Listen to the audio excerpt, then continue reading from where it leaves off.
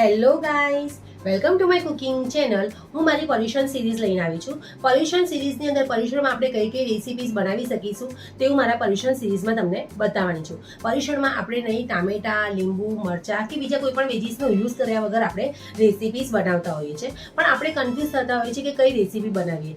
ખીચડી, ઢોકળી એ બધી રેસિપીઝ તો આપણે બનાવતા હોઈએ છીએ. પણ આજે હું તમારા માટે એક યુનિક અને એક અલગ જ પ્રકારની રેસિપી લઈને આવી છું. તે મોસ્ટલી તમે રેસ્ટોરન્ટમાં તમે ખાતા હો છો, ઘરે તે ખાસ તમે બનાવતા નથી. તે જ રેસિપી આજે હું તમારા માટે લઈને આવી છું. એકદમ સિમ્પલ ઇન્ગ્રીડિયન્ટ્સનો યુઝ કરીને તે બનાવેલી છે, તો વિડીયોને અંત જરૂરથી જોશો. પર્યુષણ સિરીઝની મારી ફર્સ્ટ રેસિપી છે વઘારેલો રોટલો. વઘારેલો રોટલો મોસ્ટલી આપણે કાઠિયાવાડી રેસ્ટોરન્ટમાં ખાતા હોઈએ છીએ, પણ આજે વઘારેલો રોટલો એવો સરસ બનશે કે આપણે કાઠિયાવાડી રેસ્ટોરન્ટના જે વઘારેલો રોટલો હોય છે તેને પણ આપણે ભૂલાવી દે તેવો સરસ બનશે. તેના માટે સૌપ્રથમ આવો આપણે મોટી સાઇઝનો એક રોટલો તૈયાર કરી લઈશું. હવે આ રોટલાને આપણે મસળીને તૈયાર કરી દઈશું.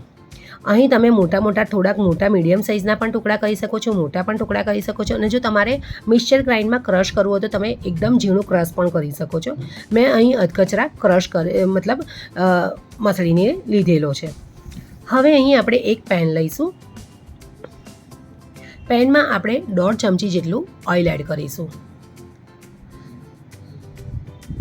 અને 1 ચમચી તેમાં ઘી એડ કરી દઈશું.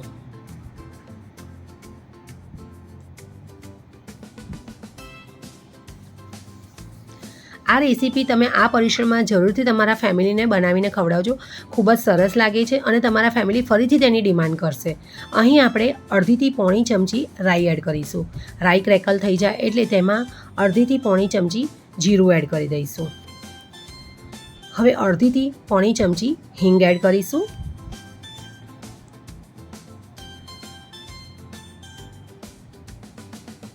હવે 1/2 ચમચી હળદર એડ કરી દઈશું.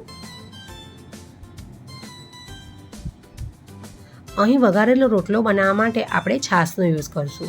છાશ બહુ એકદમ ખાટી પણ ન હોવી જોઈએ અને ખૂબ જ મોણી પણ ન હોવી જોઈએ, એટલે કે ફ્રેશ દહીંમાંથી બનાવેલી છાશ હોવી જોઈએ. અહીં આપણે 2 ગ્લાસ જેટલી છાશનો યુઝ કરીશું.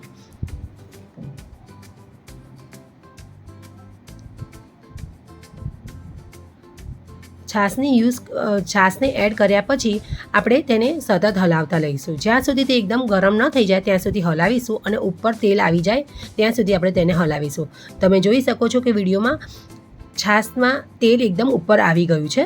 હવે ગેસનો સ્ટવ આપણે ધીમો કરી દઈશું અને તેની અંદર આપણે જે ઝીણો સુધારેલો રોટલો છે તે એડ કરી દઈશું. હવે અહીં બધા આપણે મસાલા એડ કરીશું. તેમાં 1/2 થી 1.5 ચમચી સૂંઠ પાવડર એડ કરીશું.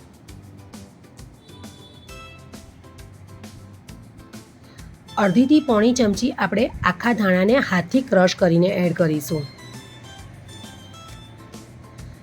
1 ચમચી જેટલા તલ એડ કરીશું. હવે આપણે બધા ડ્રાય મસાલા એડ કરીશું. 2 ચમચી કાશ્મીરી લાલ મરચું પાવડર એડ કરીશું. લાલ મરચુંની ક્વોન્ટિટી તમે તમારા હિસાબથી વધતી ઓછી કરી શકો છો. હવે તેમાં 1/2 ચમચી ગરમ મસાલો એડ કરી દઈશું.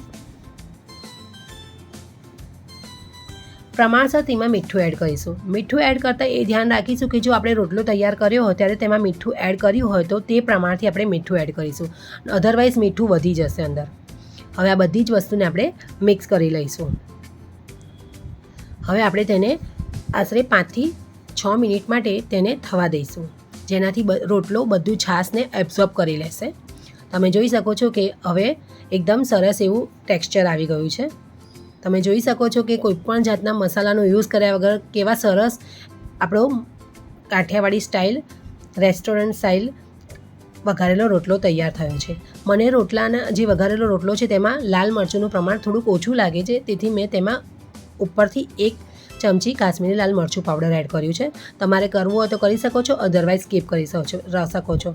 હવે આ બધી જ વસ્તુને મિક્સ કરીને આપણે 1 મિનિટ માટે તેને થવા દઈશું અને પછી ગેસને બંધ કરી દઈશું. હવે તેને આપણે સર્વ કરીશું.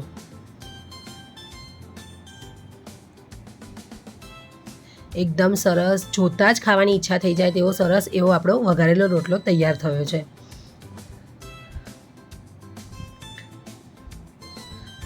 જો તમને મારી રેસીપી ગમે તો લાઇક એન્ડ શેર જરૂરથી કરજો અને મારી યુટ્યુબ ચેનલને સબસ્ક્રાઈબ જરૂરથી કરજો. Thanks for watching. બાય.